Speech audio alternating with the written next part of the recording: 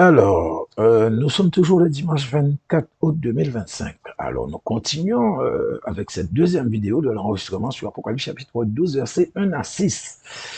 Et tout ça par rapport aux nombreuses vidéos sur un possible enlèvement de l'Église corps de Christ les 23 et 24 septembre 2025. Alors, je vais vous faire un court résumé de la première vidéo. On a commencé à voir la femme, ce qu'elle représentait. On a parlé un peu de l'enfant qui est né d'elle. Et donc, on va continuer parce que je voudrais qu'il n'y ait plus de doute quant à cette possibilité que vous aurez dans une discussion, peu importe, d'authentifier, d'identifier cette femme de manière claire et aussi cet enfant qu'elle a mis au monde. Donc, c'est ça l'objectif. Et je vous avais dit que nous allions voir deux versets. Je vous avais parlé de Matthieu et de Romains. Mais en fait, nous allons voir trois versets. Donc, Matthieu 23, 19, Romains 11, 24 et Galates chapitre 2, verset 7. Alors, on nous dit, Matthieu 23, 19, allez, faites de toutes les nations des disciples, les baptisant au nom du Père, du Fils et du Saint-Esprit. Romains 11, 24. Si toi, tu as été coupé de l'olivier naturellement sauvage et hanté contrairement à ta nature sur l'olivier franc, à plus forte raison, eux seront-ils hantés selon leur nature sur leur propre olivier. Et le dernier, Galates 2,7, au contraire, voyant que l'évangile m'avait été confié pour les incirconcis, comme à Pierre pour les circoncis. Parole du Seigneur. Alors, frères et sœurs, est-ce que vous voyez déjà ce qu'on nous dit dans Matthieu 24? On dit, faites des disciples de toutes les nations. Et dans Galates 2, on nous dit que pour l'évangile, Pierre est allé, alors pour ce qui est de l'évangile, donc de la bonne nouvelle, Pierre est allé vers les Juifs et Paul est allé vers les nations, ou les païens, ou les gentils. Mais pas avec deux évangiles différents, comme si ça existait, puisque ça n'existe pas d'ailleurs, mais avec le même évangile. L'évangile pour les Juifs et l'évangile pour les nations, ce même évangile que le Seigneur est venu amener, cette bonne nouvelle. Il n'y en a pas deux. Il n'y a pas un évangile pour les Juifs et un évangile pour les païens. Ça n'existe pas. Et donc, ces versets ne font que confirmer ce que Paul dit dans Romains. Quand nous analysons ce verset, donc le verset de Romains, nous pouvons constater que toute dissociation entre Israël et l'Église est à proscrire. Israël est devant Dieu l'olivier franc et les païens qui sont les gens de toutes les nations, comme le dit Matthieu 24, 14. Donc, ces gens représentent l'olivier sauvage. Et Dieu, qu'est-ce qu'il a fait? Il a hanté ou greffé l'olivier sauvage sur l'olivier franc. Et en fait, l'olivier sauvage, désormais, se nourrit de la graisse, ou plutôt du sucre de l'olivier franc. Et les deux sont devenus plutôt un seul olivier devant Dieu. Soit l'Église corps de Christ dans son entièreté et partagent le même évangile, la même grâce et ont le même destin et ont besoin du même sauveur. Par conséquent, mon frère, ma sœur, il n'y a pas Israël d'un côté et l'Église d'un autre côté. Il n'y aura pas un enlèvement pour Israël et un enlèvement pour l'Église corps de Christ. Ce sera un enlèvement unique pour les deux qui sont devenus en réalité un seul, comme je viens de vous le dire, soit l'Église corps de Christ ou la fiancée de l'agneau. Et tout ça, c'est pas la première fois que je vous le dis. Donc, ce qui va m'amener maintenant à vous expliquer, eu égard à ce que je viens de vous dire concernant cette femme, ce qu'elle représente réellement ici. Donc, ce sera pour certains une sorte de petite rectif, et ou si vous préférez une correction, hein, et pour d'autres, une confirmation. Enfin, quoi qu'il en soit, je vais vous dire ce que moi, je comprends. Alors, juste avec une seule et toute petite question, et je vous demanderai une attention toute particulière. Et juste avec ce petit raisonnement, tout terre à terre sous forme de question, normalement, vous ne devrez plus avoir de doute après. Et j'ose espérer que vous n'allez pas vous laisser le doute venir s'installer quand vous serez face à quelqu'un qui vous dirait le contraire de ce que vous allez entendre. Alors, peu importe son titre, hein, peu importe son ministère, peu importe ce qu'il est, tout ce que j'aurais souhaité, c'est que ce que vous allez entendre vous serve de base et que vous puissiez garder ça précieusement, peu importe celui qui essaie de vous mettre la pression. Vous restez calme. Alors, voilà ma question pour les sceptiques, les inconditionnels, ceux qui ne savent pas trop qui et quoi, ceux qui disent, qui affirment, qui attestent que la femme ici représente Israël. Alors, la question est toute simple. Où, donc où, le lieu, où et avec qui l'Église corps de Christ a-t-elle pris naissance? Je repose la question. Où, je parle du lieu, et avec qui l'Église corps de Christ a-t-elle pris naissance? Chez les nations ou en Israël? Avec des païens ou avec des juifs et des israélites? L'Église corps de Christ est-elle une siamoise pour avoir une partie avec les gens des nations, une partie avec les Israélites? Vous voyez, des fois, frères et sœurs, il n'est pas nécessaire d'insister quand il y a incompréhension, de crier pour essayer de faire comprendre les choses. Il y a des gens, il faut le reconnaître, qui, et excusez-moi d'être trivial, mais il y a des gens, on aurait dit, qui sont bornés.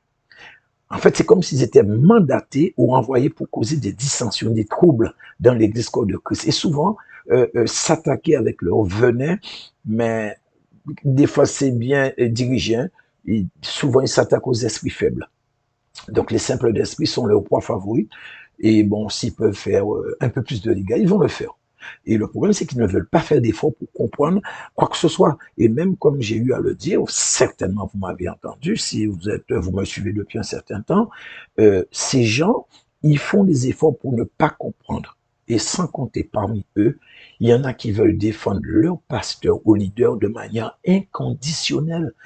Et en fait, c'est au lieu d'essayer de comprendre et surtout de défendre la vérité, mais ils vont défendre un homme. Ils vont défendre, je sais pas moi, un ministère, une église, et que sais-je encore. Et en fait, ceux-là sont des proies faciles pour le Satan. Ils sont facilement manipulables par les démons. Et ça, c'est la vérité, frères et sœurs. Et les premiers que je vous ai dit tout à l'heure là, ce sont particulièrement ces gens qui sont visés dans l'épître de Jude 1,4. On nous dit, car il s'est glissé parmi vous certains hommes dont la condamnation est écrite depuis longtemps, des impies qui changent la grâce de notre Dieu en dissolution et qui renient notre seul Maître et Seigneur, Jésus-Christ.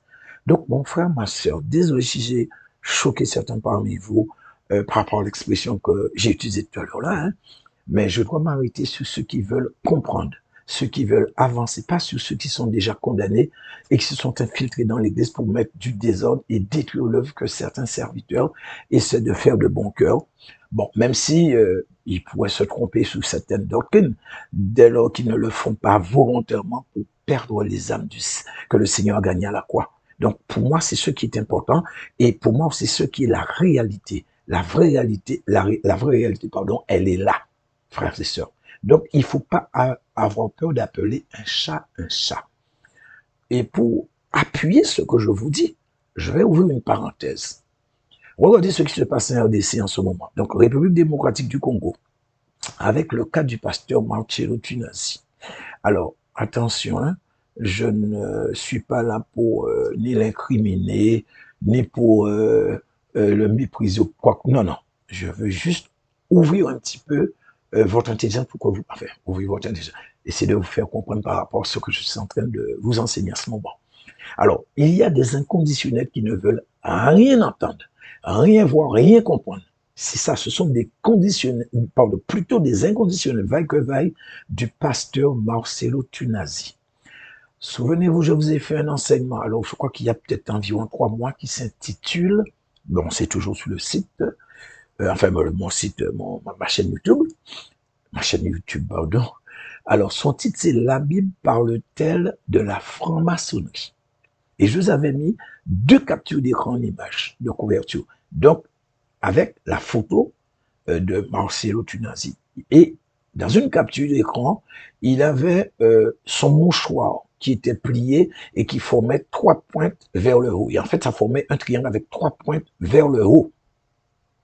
Et une deuxième capture où il était derrière un pupitre fait de 7 colonnes blanches. Je vous ai dit, ce sont des signes avérés et incontestables de la franc-maçonnerie. et les masques sont en train de tomber. Et je l'ai entendu moi-même, on ne me l'a pas dit, je l'ai entendu dire qu'il a touché à la sorcellerie, qu'il a touché à la franc-maçonnerie. Donc vous voyez, le Seigneur est en train de faire tomber les masques. Le Seigneur est en train de mettre à nu tout ce qui était caché. On est en train de le démasquer. On a des preuves tangibles, directes et irréfutables de son implication, de son appartenance à cette institution démoniaque. Même s'il il le confesse, hein, mais on le savait déjà. Et ce qui est, que je trouve un petit peu même vraiment pathétique, c'est que il le savait, on le lui a dit, on le lui a démontré, mais il niait. Et maintenant, il vient pour confesser. Donc le problème, c'est que qu'est-ce qu'on va croire qui sort de sa bouche maintenant quand on dira quelque chose de lui et qu'il dira non?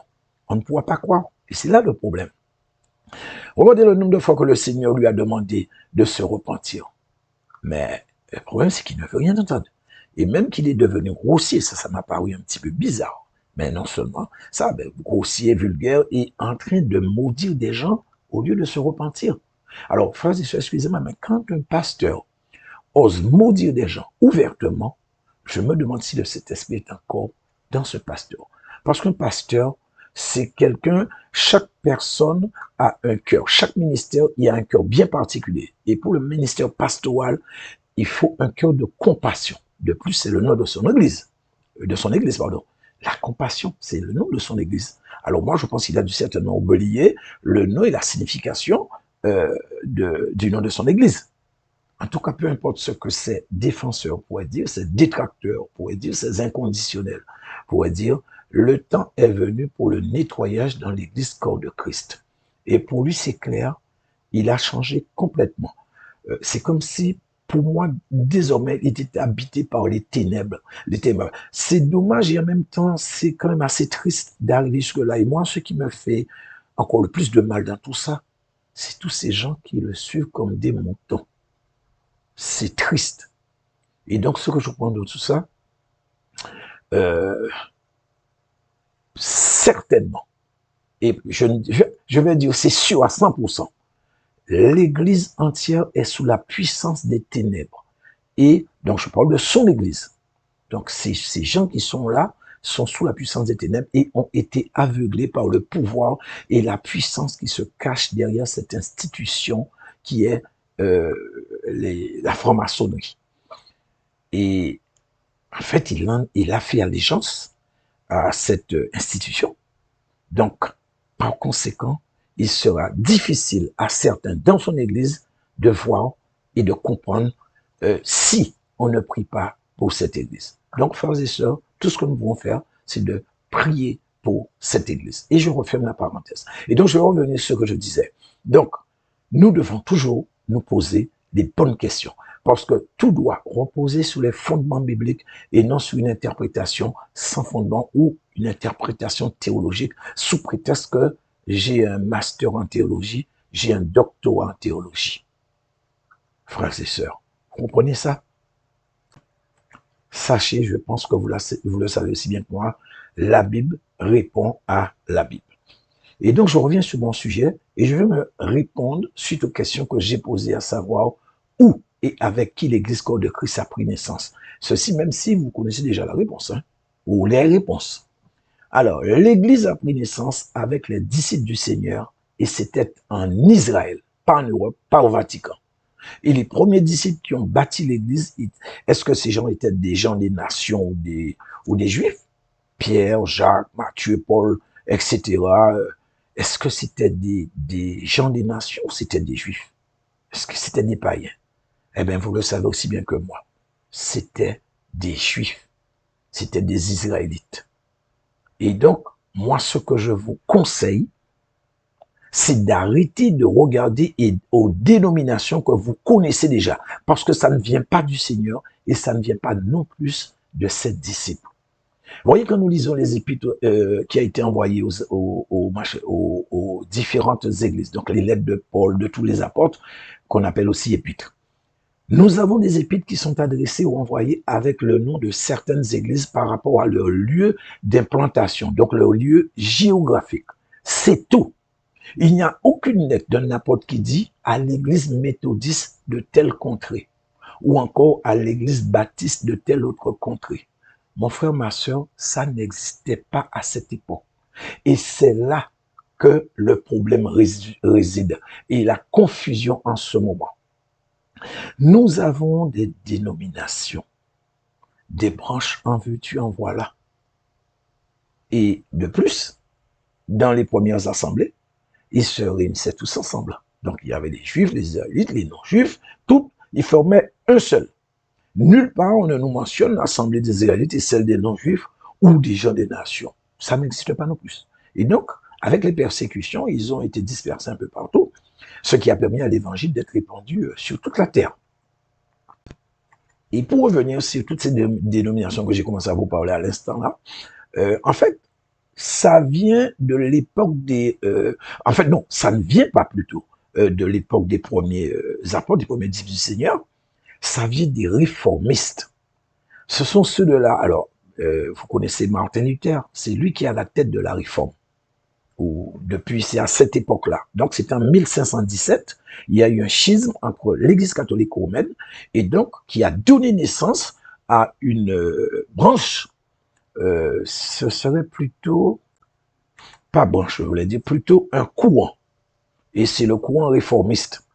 Et ce courant réformiste, ça a donné une multitude de branches que nous connaissons désormais sur des différentes dénominations. Et c'est ce qui a causé, qui continue à causer ce capharnaüm qui a chez le chrétien maintenant. On est submergé par les branches donc pentecôtistes, méthodistes, adventistes, baptistes, charismatiques, réformistes, etc. Mais mon frère, ma soeur, la sauce n'a jamais changé. C'est en Israël que ça sort, pas à Rome, pas en Europe, pas je ne sais pas où, en Israël. Donc vous voyez, des fois, pour ne pas dire souvent, il faut aller chercher à la source, se poser les bonnes questions pour pouvoir comprendre ce qu'on veut véritablement comprendre. Donc, toujours partir sur de bonnes bases. C'est essentiel, frères et sœurs, si vous voulez comprendre véritablement l'évangile, si vous voulez comprendre vraiment les doctrines. Et malheureusement, non, c'est ce qui n'a pas été fait par les pères. Alors, je peux comprendre qu'à l'époque du schisme, donc quand la réforme a pris naissance, ils sortaient sous le catholicisme avec la théologie, tout ça. Donc, là, je peux comprendre. Mais excusez-moi, il y a quand même déjà plus de 500 ans, 5 siècles. Donc, je pense que l'évangile, ça aurait déjà dû avoir un autre visage. Mais ça ne reflète pas la parole de Dieu. Alors donc, j'espère, frères et sœurs, que c'est clair pour tout le monde que le nombril de l'Église, c'est en Israël. Donc, si vous gardez ça présent à l'esprit, désormais, il ne devrait plus y avoir de discussion stérile quant à l'identité de la femme qui est le corps de Christ dans la Bible. Et maintenant, je vais de nouveau expliquer quelque chose que j'avais déjà expliqué dans un enseignement antérieur concernant les Israélites par extension. Donc, si je puis m'exprimer ainsi, et ça, j'ai déjà vu ça avec vous aussi, hein. Ben, c'est un rappel, en fait. Hein. En fait, ça se retrouve dans 2 livres. Alors, volontairement, j'ai choisi 2 livres, Ésaïe et Jérémie, que nous allons lire en ce moment. Donc, Ésaïe chapitre 11, verset 11, et Jérémie chapitre 31, verset 10. On nous dit, alors, Ésaïe 11, 11, dans ce même temps, le Seigneur étendra une seconde fois sa main pour racheter le reste de son peuple, dispersé en Assyrie et en Égypte, à Patros, à Patros, et en Éthiopie, à Élam, à Shinéar, et à Hamath, et dans les îles de la mer. Jérémie 31, 10, on nous dit, nation, écoutez la parole de l'Éternel et publiez-la dans les îles lointaines. Dites, celui qui a dispersé Israël le rassemblera et il le gardera comme le berger garde son troupeau. Parole du Seigneur. Alors, frères et sœurs, vous avez vu, vous avez lu, vous avez entendu. Cette prophétie qui concerne les temps de la fin, les temps dans lesquels nous sommes, Dieu va ramener les descendants de ceux qu'il avait dispersés, c'est-à-dire les descendants des Israélites, les 10 tribus perdues d'Israël qui sont disséminées partout sur la terre. Parce qu'il ne faut pas que vous, quand on vous parle d'Israël, de Juifs, que vous puissiez croire que c'est ceux qui sont là, qui sont Israël. C'est pas Israël, c'est une partie qui est là. Puisque la preuve, les 2 livres nous dit ce qui doit se faire dans la suite des temps, plutôt vers notre époque. Et donc, ces 10 nations sont disséminées un peu partout sur la terre depuis la nuit des temps. Et on nous dit dans les îles lointaines, pas certainement, en Europe aussi, en Afrique, en Asie, je ne sais pas, partout, en Australie. Et pourquoi faire? Pour les ramener, les rassembler de nouveau. Et parmi ces personnes, il y en a beaucoup qui sont dans les églises chrétiennes, qui ne savent même pas qu'ils sont israélites, ou encore, ils ignorent qu'ils ont du sang juif ou du sang israélien qui coule dans leurs veines. Je vous dis la vérité, je vous l'avais déjà dit. Donc pour ceux qui avaient déjà entendu, je vous le répète encore aujourd'hui. Dans les églises là où vous êtes, peu importe, parmi vous, il y a des juifs, il y a des israélites, et il y a, bon, je ne voulais pas dire bâtard parce que ça risque d'être péjoratif pour certains, mais il y en a ceux qui ont quand même du sang juif et du sang israélite qui coule dans leurs veines. Voilà la réalité, frères et sœurs. Donc, à partir de dorénavant, soyez vigilants pour ne pas rentrer dans de vaines discussions, surtout quand celui qui est en face de vous n'a pas d'argument de support valable, viable, avec fondement biblique à l'appui. N'insistez pas. Assez souvent, c'est sur ce genre de thème qu'il y a accrochage. Ah non, ça ne concerne pas l'Église, c'est Israël. Ou que non, ça ne concerne pas Israël, c'est l'Église. Donc, vous voyez, c'est ce genre de thèmes ce sont des thèmes à débat. C'est là où il y a le plus de divergences, c'est là où il y a le plus de problèmes entre les chrétiens. Parce que ils vont donner par rapport à ce qu'ils ont entendu, mais pas par rapport à ce qu'ils ont compris après méditation. N'oubliez pas, je vous l'ai dit, il y a des gens qui ne veulent rien comprendre. Des fois, ils font beaucoup de tapage pour montrer qu'ils connaissent, enfin, pour montrer qu'ils connaissent quelque chose, mais en réalité, ce sont des choses qu'ils ont entendues ça et là, comme je vous l'ai dit tout à l'heure là. Et en fait, ils répètent. Et moi, je vous dis, ça ne vaut pas la peine. Je vous assure, ça ne vaut pas la peine. En tout cas, à compter de ce jour, vous avez pour moi suffisamment d'éléments et d'arguments bibliques pour répondre vous-même de surcroît assez convaincant. Ou, comme vous avez pu voir, l'interprétation n'avait pas sa place. Donc, je vous ai expliqué la parole telle qu'elle se présentait sans interpréter. Donc, nous pouvons être sûrs, sans le moindre doute, que désormais, nous avons pu identifier la femme d'Apocalypse 12 de manière formelle et solennelle, et nous continuons. Alors, ensuite, on nous parle du soleil, de la lune, et d'une couronne de 12 étoiles. Là aussi, on ne devait pas avoir trop de mal à localiser, ou plutôt identifier de quoi il s'agit. Et pour cela, nous allons lire Genèse chapitre 37, versets 9 et 10. On nous dit, verset 9. Il eut encore un songe, et il le raconta à ses frères. Il dit, j'ai eu encore un songe, et voici, le soleil, la lune et 11 étoiles se prosternaient devant moi. Verset 10. Il le raconta à son père et à ses frères. Son père le réprimanda et lui dit, que signifie ce songe que tu as eu? Faut-il que nous venions, moi, ta mère et tes frères, nous prosterner en terre devant toi? Parole du Seigneur. Alors là, nous sommes dans le livre de Genèse et vous savez de qui il s'agit. Mais là, on va nous aider à comprendre ce que représentent en fait les astres. Et nous avons les deux principaux, à savoir le soleil et la lune. Donc, dans Apocalypse 12, on va dire que ça représente ceux qui composent l'église corps de Christ, en me référant à ce que justement je lis par rapport à Genèse. Et la couronne avec les 12 étoiles, pour moi, ça a une double signification ou un double symbolisme. Alors, tout comme dans le songe de Joseph, les astres, c'est-à-dire le soleil, la lune et les étoiles, représentaient toute la famille, père, mère et enfant. Parce que c'est ce que le Père a dit, hein. Est-ce qu'il faut que moi et ta mère et tes frères nous venions nous prosterner devant toi? Donc c'est la famille en fait. Alors il en est de même, spirituellement parlant, ce sont ceux qui composent l'église corps de Christ, car les enfants d'aujourd'hui sont les adultes de demain. Rappelez-vous ce que Dieu a dit à Jérémie, je t'ai consacré alors que tu étais dans le sein maternel. Donc, ne pas négliger cet aspect du symbolisme que représentent les étoiles. Mais c'est clair que spirituellement parlant, physiquement parlant, hein, l'Église est composée également, comme je vous ai dit il y a un instant, d'un mélange de juifs, d'Israélites, des gens des nations, et avec en commun oui, le sang également pour certains, que ce soit des descendants juifs ou des descendants israélites qui ont été mélangés, qui se sont croisés avec d'autres nations, etc., etc. Donc, nous avons vu ce que représentent les étoiles. Maintenant, on va parler de l'autre aspect symbolique des étoiles, la forme. On nous dit que ces 12 étoiles ont une forme de couronne. Et elles représentent ici, selon moi, la royauté. Pourquoi? Parce qu'en fait, l'Église qui est la fiancée ou la future épouse d'un roi, de facto, devient une reine. Et une reine doit avoir une couronne. Voilà pourquoi la couronne est sur la tête de la femme.